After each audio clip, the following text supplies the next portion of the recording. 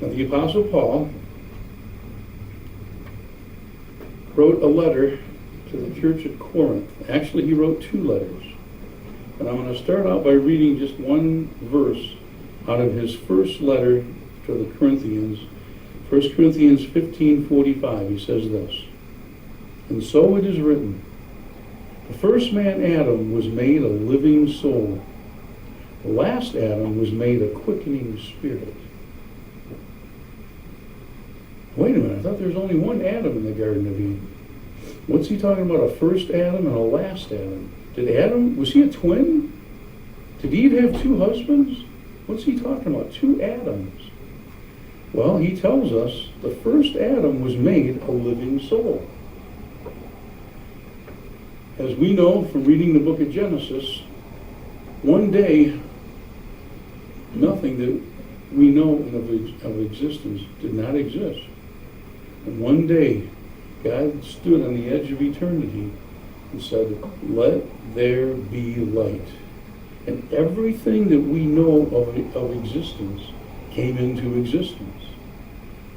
And then out of this mass of energy and light that was flowing throughout the entire universe, and the universe was being formed into planets and stars and solar systems and suns and galaxies and constellations and all these things, incredible things taking place. And he picked one planet floating in the midst of all this. And he just concentrated on this one planet, and it was covered with water. And he spoke to that planet, and he said, "I want the greater light to rule the day and the lesser light to rule the night." He made the sun and the earth. And then he said, "I want all the water that's on that blue planet, I want some of it to abate and to go away and to form a shoreline, and the ground that we're showing is going to be called the terrain." And he spoke into that, and then green and shrubs and flowers and trees and all kinds of vegetation started to grow on that. And then he put birds in the sky, fish in the sea, and all manner of things crawling on the earth. And then he put a band of water around that little blue planet to protect it from the ultraviolet light of the sun, and to make like a greenhouse, and to condense the oxygen that was in this place. So it was like a hyperbaric chamber, just supercharged with oxygen. And after he spoke all this into existence, he said that it was good. And then this God of the universe, who spoke everything into existence, he then reached down into this new world that he made, and he scooped together from the clay. The name Adam actually means red. You know, people say, well, was the first man Adam, was he a Caucasian? Was he an African? Was he Asian? Was he, what color was he? He was actually red. Because the name Adam means red. God scooped, he spoke everything into existence, but man he made with his own hands, like the incredible sculptor, magnificent genius artist that God is. And he formed kidneys and liver and alveoli and molecular DNA strands, and he formed all that together in this man. And then he breathed into his nostrils, and it says here he became a living soul. And he was perfect, because everything that God made, he saw that it was good. But as we know, to shorten the story, Adam fell. So who's this last Adam? Well, many years later, approximately 4,000 years later, this same God took his word, and he took the words, "I love you, planet Earth," and he took those words and he put them inside the womb of a virgin. And those words, flesh started to grow around those words, and the Word became flesh and dwelt among us. Like if you were here last Sunday, you heard my sermon about the true meaning of Christmas is Emmanuel, God is with us. And what Jesus is God with skin on. And that's what happened. The Word became flesh. God had skin on. And he's the last Adam. And just as the first Adam was made perfect but fell, the last Adam was made perfect, and his father, the DNA of the child comes from the father. That's why they can do paternity tests to see who the father is. They kind of pretty much know who the mother is. That's kind of hard to hide that. But who the father is, you get the DNA strand from the father. And the second Adam, his name was Jesus. His DNA strand was perfect. And it is perfect. And he lived here on this earth for 33 and a half years. You know, I was thinking about this the other day. Why did Jesus only live 33 and a half years? Why didn't he live 45 and a quarter? You know, I was thinking about this. Jesus was perfect. If he would have kept on living, they say, it's debatable, but medical science believes that a human being reaches full maturity at the age of 30. And Jesus, if he lived to be 600, he'd still look like he was 30. He met his fullness. That's how God does everything. In the completion of time, then he became the perfect sacrifice. Well, Jesus is that last Adam, and he's a quickening spirit. When something's quickened, it means it brings it to life. And the first Adam lost paradise, lost Eden. But the last Adam was here to regain it and to quicken it and bring it back to life. And those that surrender their lives to him become born again. He's a quickening spirit. Now, what I want to do is do a comparison between the first Adam and the last Adam. And I'm going to use the letter P and I'm going to use the letter C. So it's P versus C. And the correlation, the difference between the first Adam and the last Adam, and we, unfortunately, come from the first Adam. We don't come from Jesus. We come from Adam, the first Adam. So his sinful nature is in our DNA. That's why you look at these beautiful little babies, and oh, they're so precious and pure and cute. No coochie coo, they're so cute. But you just let them grow on their own. And guess what? They'll throw a rock through your window. They'll steal your cookies because it's embedded in their DNA, just like it is in our DNA. Now, the last Adam is perfect.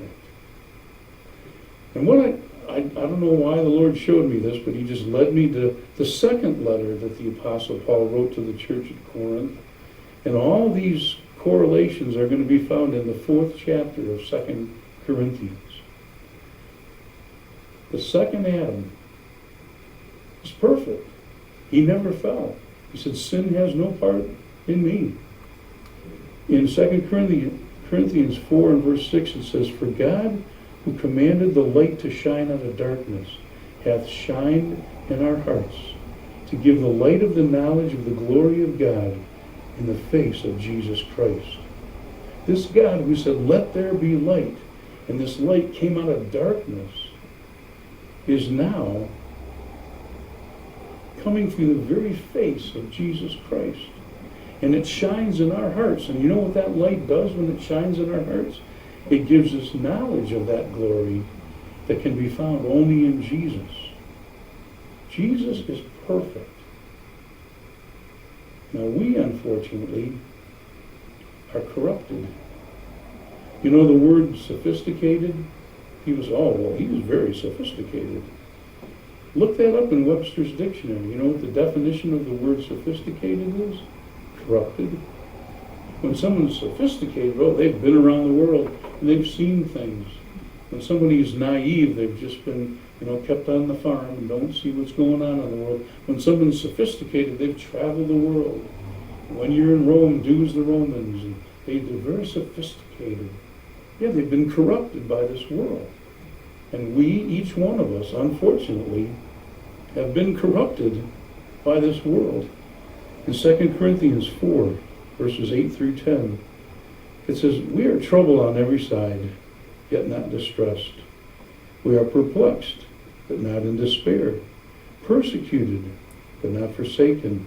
Cast down, but not destroyed. Always bearing about in the body the dying of the Lord Jesus, that the life also of Jesus might be made manifest in our bodies.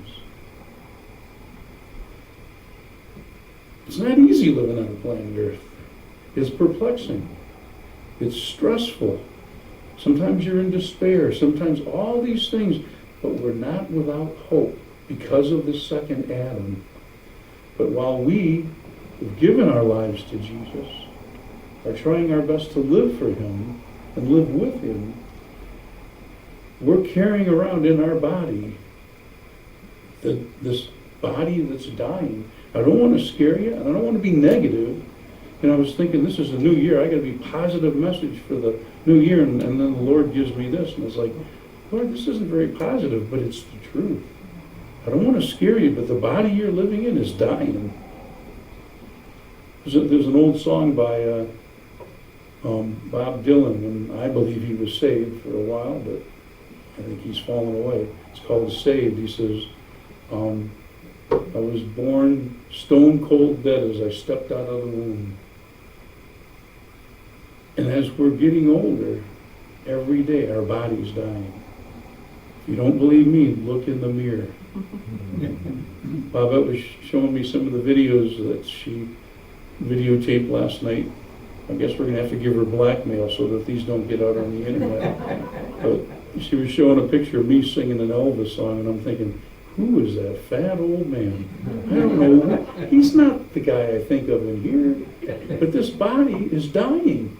And we carry around that dying every day while we're trying to live our lives for Jesus. And it's because of the second Adam that we're not totally overtaken in this corruption. The second Adam, the last Adam, he's powerful. In 2 Corinthians 4, verses 14, it says, knowing that he which raised up the Lord Jesus shall raise up us also by Jesus, and shall present us with you. How much more powerful can you be than someone who's been risen from the dead? And not only has he risen from the dead, he's going to raise us from the dead. He is the epitome of power, the epitome of strength, because he's perfect. He's omnipotent, full of power. Whereas the first Adam, we're constrained. In 2 Corinthians 4, verses 11 through 12, it says, for we which live are always delivered unto death for Jesus' sake, that the life also of Jesus might be made manifest in our mortal flesh. So then death worketh in us, but life in you. Paul says, I die daily. This body is physically dying, but our personality, our old nature is dying. He's going to tell us here in a little bit more. Paul's going to talk to us about the inward man and the outward man. But we're constrained. There's so many things I want to do in this life that I just can't. Because my body's dying, and because there's limitations to everything that I can and want to do. Many, many years ago, I saw a poster. I wish I would have bought it. And it was a poster of a guy who was a very strong, young man, long flowing hair, muscular body, and he's being pulled to the ground by all these little people that had thrown ropes over him, and they're tying him to the ground, and then they're lowering him, and he's fighting, and he's reaching up and fighting with everything he can, and he's reaching up, and if you look up, what he's reaching to, above the clouds, not a real clear picture of it, but there's a type and a shadow of, like God sitting on a throne. And I thought, what a perfect depiction of us. We're fighting and we're trying to do the right thing. We're trying to fight this body that's dying, this body that has racked with sin in its DNA, living with 7 billion other people that are in the same condition. And we're trying to do what's right, but we're fighting, and everything in this life is trying to pull us down. Did you ever hear of gravity? I believe there's a spiritual gravity that's always trying to pull us down. Solomon said it's the little foxes that spoil the vine. I want to share with you a poem, one of my favorite poems, and it's written by none other than Theodore Roosevelt. It's called The Man in the Arena. And I think this is how God looks down upon the planet Earth. He says, "It is not the critic who counts, not the man who points out how the strong man stumbles, or where the doer of deeds could have done them better, but the credit belongs to the man who is actually in the arena, whose face is marred by dust and sweat and blood, who strives valiantly, who errs, who comes short again and again, because there is no effort without error and shortcoming, but who does actually strive to do the deeds, who knows great enthusiasms, the great devotions, who spends himself in a worthy cause, who at the best knows in the end the triumph of high achievement, and who at the worst, if he fails, at least fails while daring greatly, so that his place shall never be with those cold and timid souls who neither know victory nor defeat." Us, members of the first Adam, we're in a wrestling match. I heard a quote a long time ago, I'll never forget. It's better to attempt to do something great and fail than to attempt to do nothing and succeed. But we're constrained. All the things I want to do haven't happened. Maybe they will someday, I don't know, but I'm never going to give up. Where the second Adam, the last Adam, he's perpetual. He says, "I'm the first and the last. I have no beginning, I have no end. I'm the Alpha, the Omega." He just always has been, and he always will be. In 2 Corinthians 4, verse 15, it says, "For all things are for your sakes, that the abundant grace might through the thanksgiving of many rebound to the glory of God." Everything is done for us. His whole existence here on earth. You know, Jesus, I believe, appeared to Abraham to debate over how many souls were needed to save Sodom and Gomorrah. I believe Jesus appeared a number of times. They're called epiphanies or Christophanies, when Jesus appeared before the New Testament. Jesus didn't just exist when he was born in the manger. And Jesus is perpetual. And everything he does is for the glory of God. Everything. He says, "I don't do anything unless I first see my Father in heaven do it." But us, of the first Adam, we're convinced, even though we're corrupted, and even though we're constrained, those of us that are surrendered to Jesus, we're convinced, right down to our toenails. In 2 Corinthians 4, verses 16 through 18, it says, "For which cause we faint not, that though our outward man perish, yet the inward man is renewed day by day." Is your outward man perishing? Now there's some young people here, they're saying, "What are you talking about, you crazy old man?" I remember when I was like 16 or 17, you couldn't tell me anything. I knew everything. Just ask me, I would have told you. And when I was 18, I could do anything. Nothing was going to stop me. I could leap tall buildings with a single bound. At least I thought I could, and I tried a few times. But now, 60 years or 50 years later, I can't do what I used to do. The outward man does perish over time. If you're here long enough, you're going to find out. But the inward man, the real me, it's renewed day by day. It's kind of a weird dichotomy that as a human being, we're walking around, and if you're serving Jesus, your shell is starting to fall off, but your inward man is starting to get stronger and stronger. And someday the glory that's inside of you, this frail body just won't be able to contain it anymore, and it's just going to have to burst right out.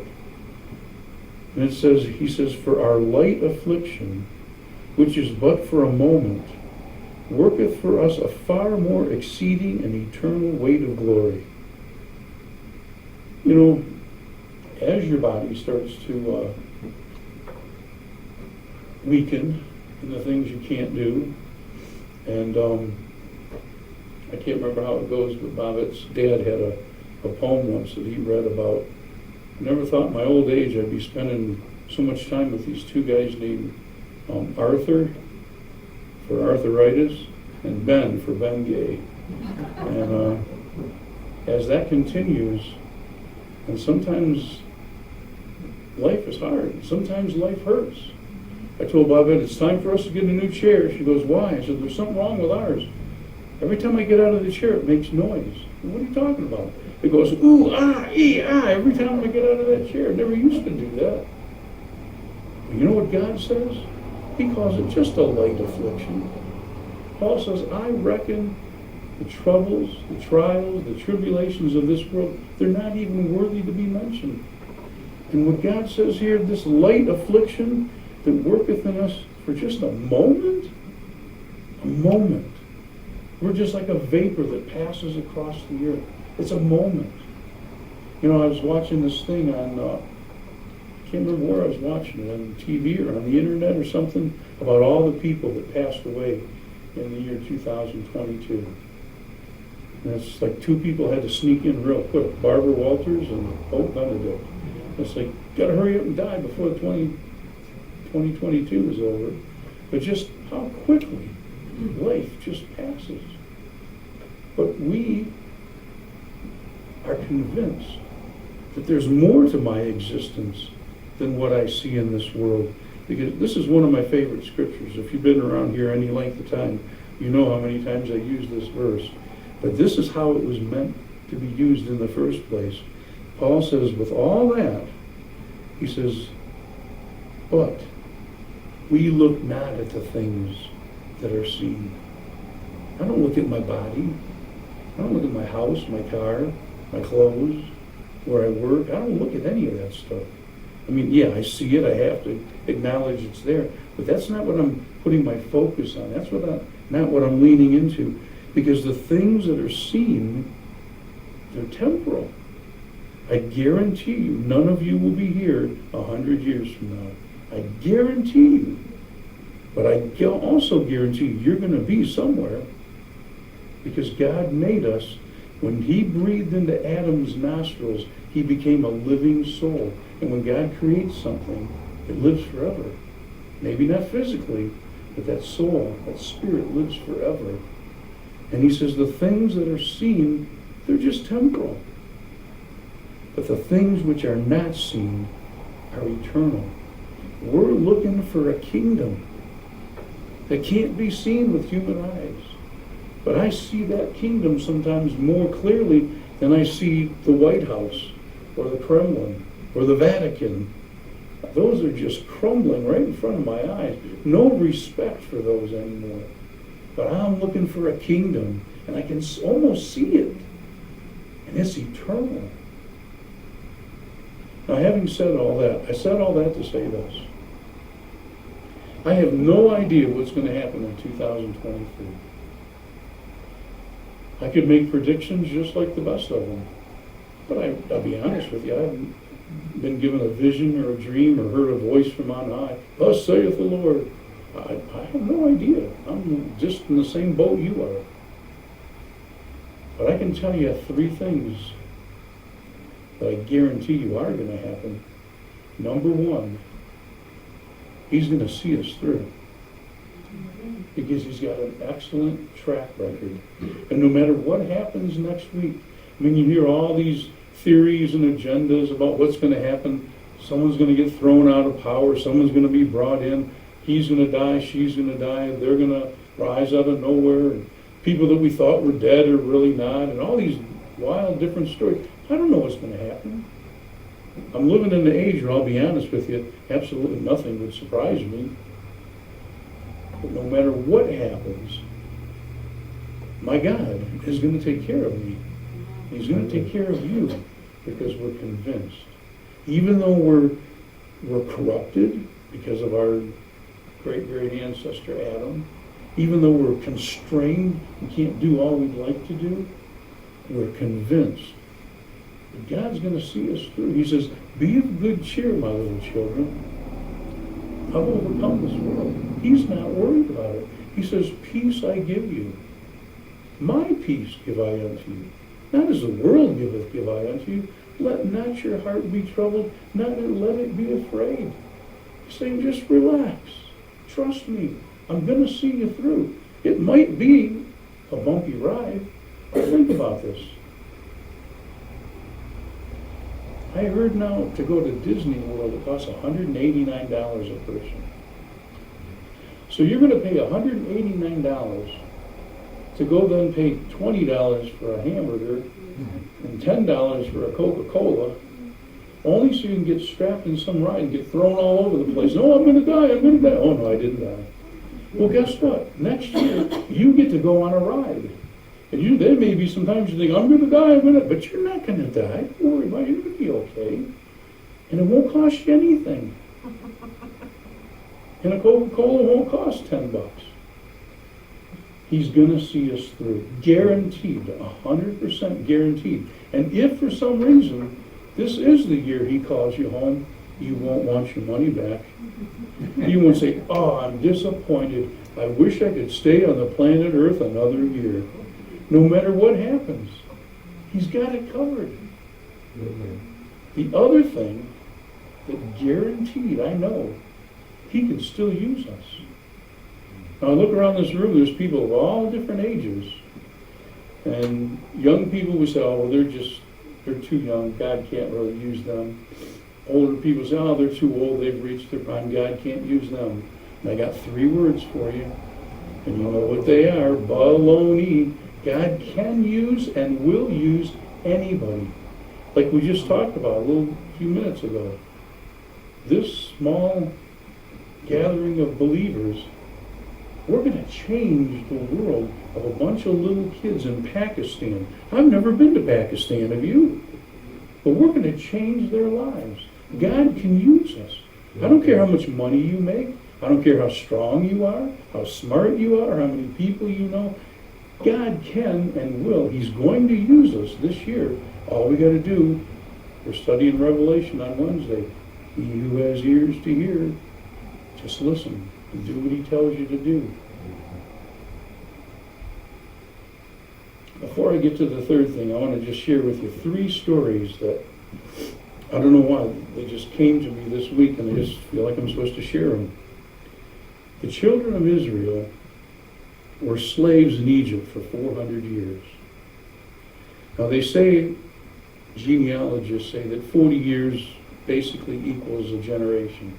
So that's 10 generations of Jews crying out to God, please save us, and he didn't do anything.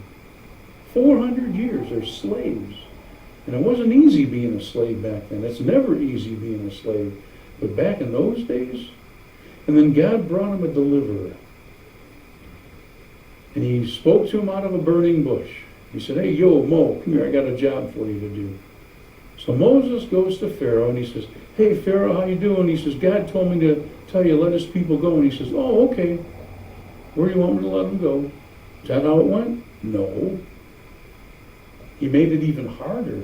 Oh, you want your people to go? Well, let's see if you can help your people make bricks without straw. He made it even harder. And then the 10 plagues of Egypt. And then they finally get out. And where does he take them? Going to a promised land flowing with milk and honey. And they all got on an air-conditioned bus and drove right straight to Mount Sinai, right? No. Before they got to the desert and had to fight Philistines, Amalekites, Perizzites, Jebusites, Hittites, before they had to do all that, he leads them in between 2 mountain ranges, right in front of the Red Sea, and behind him, the only way out is a red-hot, angry Egyptian army who wants to kill them dead. And they're thinking, hey, Mo, you know, we could have just stayed in Egypt and ate leeks and Niles, or leeks and onions, and not been killed out here in the desert. And gee, thanks a lot for leading us out here. But what did God do? He ripped the Red Sea open, and on dry ground. Now, last time I checked, the bed of a body of water is kind of wet. But not only did he rip the Red Sea open, he made the ground dry, and they walked. Maybe 1 million or so Jews on dry ground, and when they got to the other side, the Egyptians said, hey, that looks like fun, let us try it. And they all got in the middle of the Red Sea, and sorry, no more Egyptians. Not only did God deliver them, not only did he get them safely to the other side, but he destroyed their enemies. And you know what? God can do that today. Yeah. I am the God that changes not. Jesus Christ, the same yesterday, today, and forever. And we look at all the obstacles and the problems and all the things that we're facing. And for 400 years, these people cried out. Some of us, we've only been crying out for 4 years, for 40 days, or who knows how long. And we say, oh, God's never going to do anything. God can do anything whenever he wants. I don't know what it is. Your guess is as good as mine. But God is still in the Red Sea business. Another story. Jesus, the real deliverer, shows up. And he draws all these people, a multitude. How many is a multitude? Exactly a lot. A lot of people into the wilderness. He didn't take them down to, the Mall of America and say, hey, let's sit back and we'll drink Slurpees and I'll tell you about the new kingdom. He takes them out in the wilderness for not 1, not 2, but 3 days. And guess what? Any little amount of food they did have was gone. So he teaches them things that are just boggling their mind, things this world has never heard for 3 days. And then the disciples say, man, Lord, that was great. We're really glad you shared all that with us, but we have a problem. And Jesus said, problems? I don't like problems. What am I going to do? And he hid under a rock, right? No. He says, well, what's your problem? Well, these people, there's not a Taco Bell within 100 miles. There's not a Meijer's. There's not a Kroger's. There's not even a 7-Eleven. What are we going to do? How are we going to feed these people? And he says, you feed them. They go, us? And you know the story.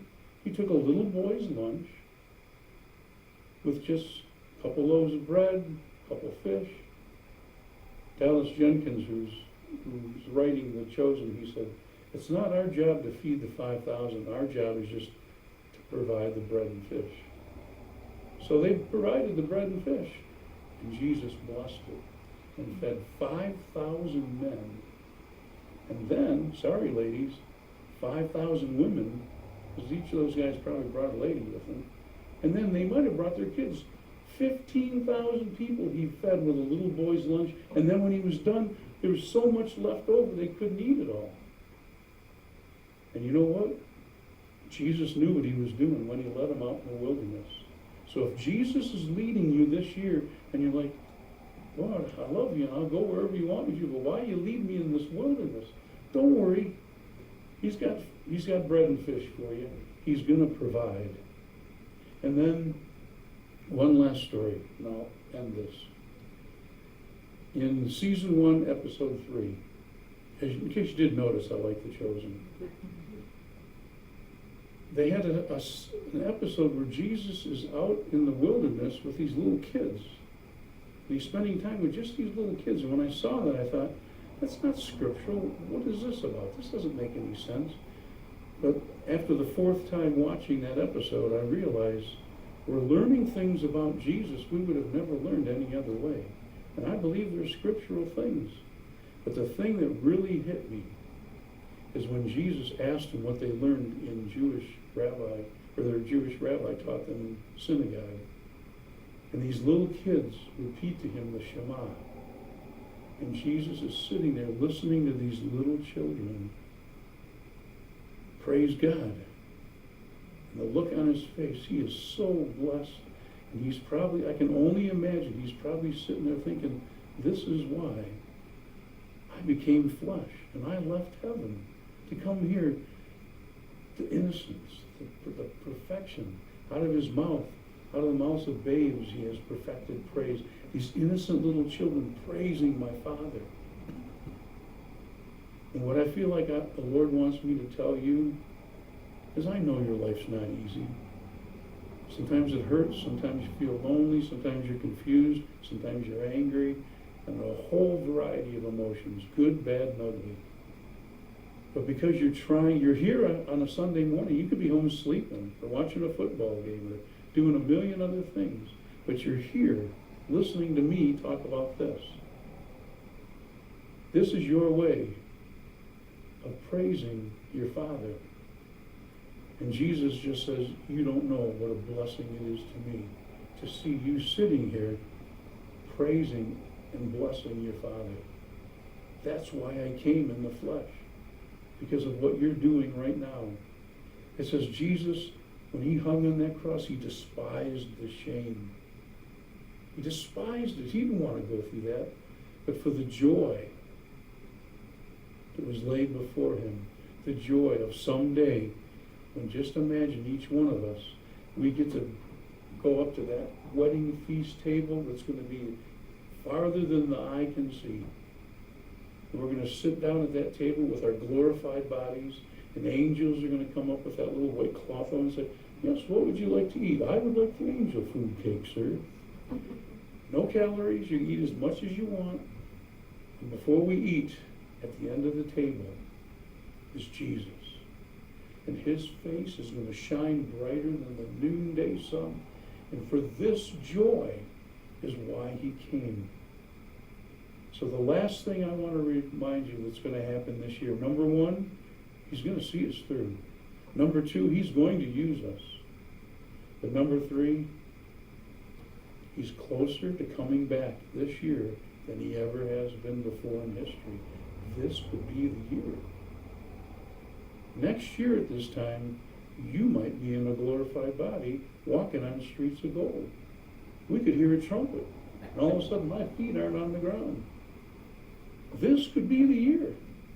You know, the disciples and the Christians in the first century, they had a word they'd say to each other when they left. They'd say, Maranatha, which means perhaps today is the day. And we got to walk through life with that anticipation. So, 2023, ready or not, here it comes. But I ain't scared. I'm not looking forward to the hard times, and I know there's going to be some. I'm just looking forward to going through with Jesus.